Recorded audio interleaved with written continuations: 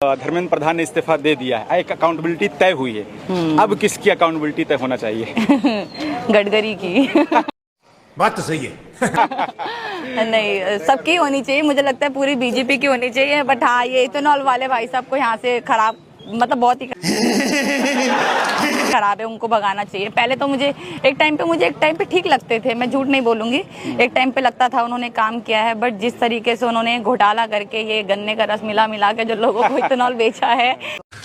तू समझा? हाँ। नहीं, तू समझा नहीं। कसम से बहुत ही, मतलब लगता है कि बहुत ही खराब नेता है ये तो। हाय हाय, इतना सुकून इनका होना चाहिए। और देखिए, सबसे मेन तो है ये बीजेपी को ही हमें इस देश से खत्म करना चाहिए। जब तक बीजेपी रहेगी, इनके इस तरीके के नेता पलते रहेंगे, बड़े बात तो सही है। होंगे उसमें और मजबूत होंगे, तो इनको ही खत्म करना चाहिए। मोदी जी को तो नहीं कहूंगी मैं, मोदी जी का ही रिजाइन मांग ले तो ज्यादा ही मांग लिया। हम भी 18 के होंगे, हमारा भी वोट का टाइम आएगा। देखते हैं किससे वोट देंगे। एक भी किसी सरकार को वोट नहीं देने के सारे चोर हैं, सारे चोर हैं। Bye bye, tata, good bye, गया। नमस्कार साथियों, हमारे चैनल पर आपका स्वागत है। चलिए देखते हैं आज के जंतर मंतर पर लाइव हम पहुंचे हुए हैं। अजीबोगरीब कारनामे हो रहे हैं जंतर मंतर पर। चलिए देखते हैं, आप लोगों को बहुत ही मज़ा आने वाला है। बने रहिए वीडियो के अंत तक, पूरा वीडियो जरूर देखिए।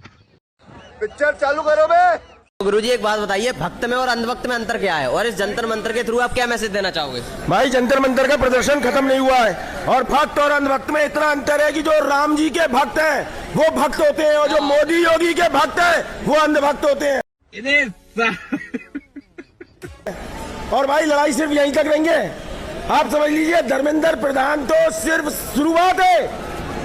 जब नितिन गडकरी का इस्तीफा मांगने आएंगे ना, तो हर मोटरसाइकिल वाला, कार वाला, स्कूटर वाला, हर कोई उस प्रोटेस्ट में शामिल होगा। अभी तो शुरुआत है।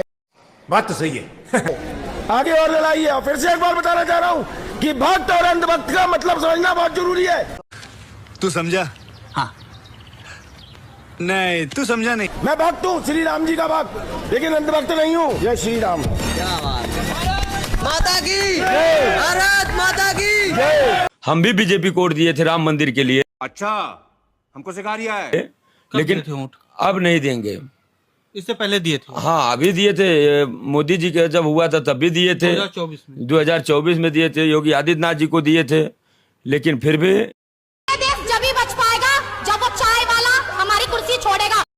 बात तो सही है। वो हमारे हक की कुर्सी है, उसके बाप की रुको जरा, सबर करो। नहीं है। वो जो चाय वाला है, जो चाय वाला है, उसके हाथ में चाय पी के गंदा कप पकड़ाना था, उसके हाथ में देश पकड़ा दिया। बड़ा हरामी हो बेटा। राम मंदिर पर चंदे चोरी को लेकर आप क्या कहेंगे? मैं देश के जनता से यही निवेदन करूंगा कि आप आस्था रखिए, लेकिन मंदिर में 1 रुपया का चढ़ावा मत चढ़ाइए। अच्छा, हमको सिखा रिया है। अच्छा, क्योंकि आपको पता है कि भगवान पैसा नहीं लेता है, भगवान कोई हीरा मोती का, सोने का जेवर नहीं पहनता है। इसलिए अगर कोई पंडित पुजारी अपने पेट के लिए डायरेक्ट मांगता है कि मुझे भिक्षा दे दो अपने पेट के लिए, तो दे दो। लेकिन वो राम के नाम पर मांगता है, किसी भगवान के नाम पर मांगता है, तो 1 रुपया देने की जरूरत नहीं है। उस पैसे को आप किसी गरीब का मदद कर दो। बात तो सही है। किसी भूखे को खाना खिला दो, किसी बहन बेटी की शादी करा दो, उससे ज्यादा पुण्य होगा। विधानसभा स्पीकर सतीश महाना जी का परसों का बयान है, वो ये कह रहे थे कि जो चोरी जो हुई है उसमें लोग, लगता है जो राम भक्त हैं उन्होंने श्रद्धा से दान नहीं दिया उन्होंने, उनका कहना ये है। उस पर क्या कहेंगे आप? हमारे कहने का अर्थ ये है कि अगर आप खड़े हैं, आपकी पैंट खोल दी जाए भरी सभा में, अब फिर पहना दी जाए, तो क्या आपका इज्जत बचेगा? उन्होंने इस जितने भी देश में सनातनी हैं उनका अपमान किया है, उनके नाम पर आज सीएम और पीएम बन के बैठे हुए हैं और ये ज्ञान दे रहे हैं।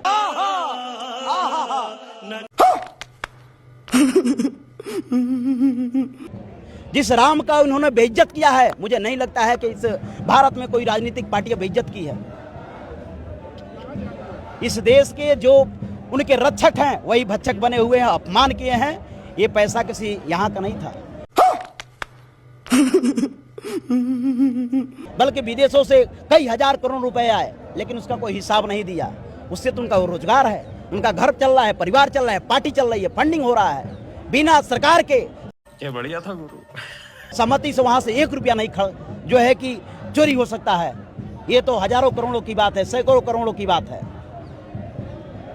7 करोड़। देखो, लोगों को लग रहा है कि इतना बड़ा प्रोटेस्ट हो रहा है, लाखों आदमी प्रभावित हुए, लाखों आदमी पहुंचे हैं, लाठी डंडे चले हैं। बात तो सही है। लेकिन एक धर्मेंद्र प्रधान का इस्तीफा क्यों नहीं हो पा रहा? यार, बड़ा सिंपल सा रीजन है इस्तीफा ना होने का। अगर आज धर्मेंद्र प्रधान का इस्तीफा हो गया ना, तो कल नितिन गडकरी का भी होना है। अभी मजा आएगा ना भिड़ो। और नितिन गडकरी का छोड़िए, जो पूरी विपक्ष की पार्टियां हैं ना, वो धर्मेंद्र प्रधान के इस्तीफे की तुरंत बाद बैठ जाएंगे धरने पे। जानते किस चीज पे? ईवीएम पे। अबे जल्दी बोल, कल सुबह पनवेल निकलना है। पूरा देश ये जानता है कि ईवीएम से ही जीत और हार निर्धारित हो रही है।